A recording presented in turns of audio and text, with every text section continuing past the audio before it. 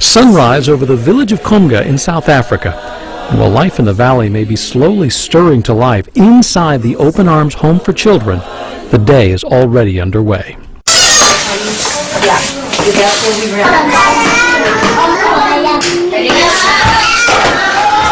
Open Arms is home to 30 children. Okay, wait.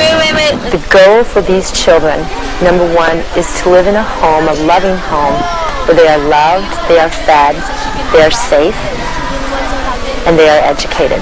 So it's not just a place where they're living and where they have a bed, but where they really have a family, and they have people who just love them. They're surrounded with love. We are trying to replicate as best we can a loving family home environment, much the same as we'd want for our own kids. I'm Rita Montgomery, the executive director, and I'm from Wisconsin. And the children are absolutely beautiful.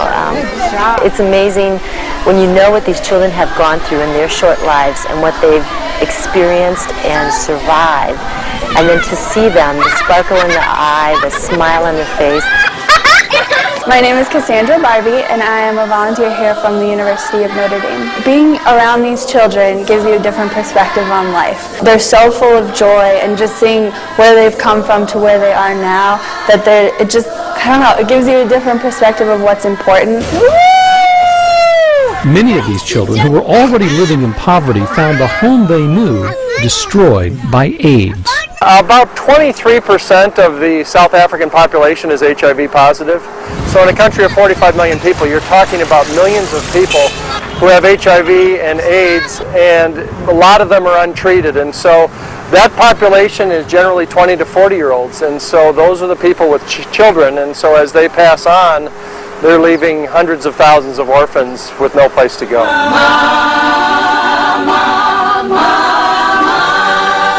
Although only a small percentage of the children at Open Arms are HIV positive, it still requires a weekly trip to the AIDS clinic in Komga, where each day they start with a prayer and song, a prayer that is desperately needed. It is so far-reaching. Moms and dads, age 40, they are dead.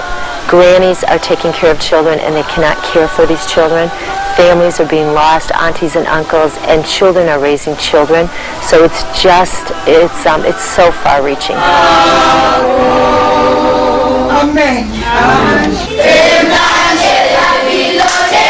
But Open Arms is not about dwelling on the past of these children, but looking to their future. Children like Asakona. That girl, she has so much joy, and she inspires me. She's a beautiful role model for all the children.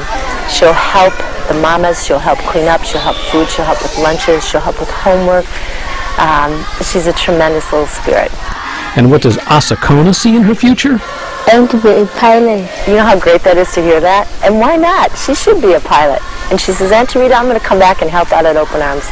You know, that's what it's about, that these children have that sense of self-worth, that they can take that next step and be whatever their little heart desires. Open Arms was started by Bob Solis and his wife Sally. My wife and I and our 5 kids went to South Africa about 3.5 years ago on a mission trip, and we worked in an orphanage, and we saw the devastation that AIDS is creating in South Africa. And we came home and we thought and we prayed about it, and the next thing you know, we started this ball rolling, and maybe we can do something about this problem. Bob and Sally still live in Arizona, managing affairs and raising money for an orphanage halfway around the world. It's a challenge, to say the least, because emotionally we're tied in with the kids. And it's difficult to be away from them for a long period of time, but I know my time is best spent here in Phoenix trying to raise money to keep it going. The donations that are given to Open Arms are used to change lives. They're used to change the lives of the children that are living here. Our donors are incredibly important. We can't do this without them, and whatever they give, everything they give goes right to these children. And it makes such a difference in their life. It lets these children again know that they are valued, that they are loved, that they are cared for. They're going to be educated, they're going to be well fed, they're going to have a sense of security, they're going to have choices in their future. And that's everything in their lives. Our donors are such a blessing. We have run into so many good-hearted people that have been willing to help these kids out.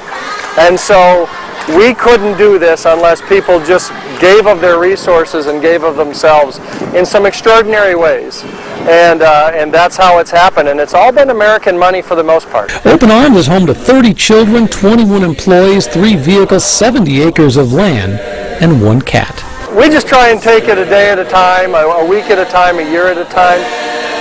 We'll see what God has in store for Open Arms, but I have a feeling He's got some pretty exciting things ahead of us.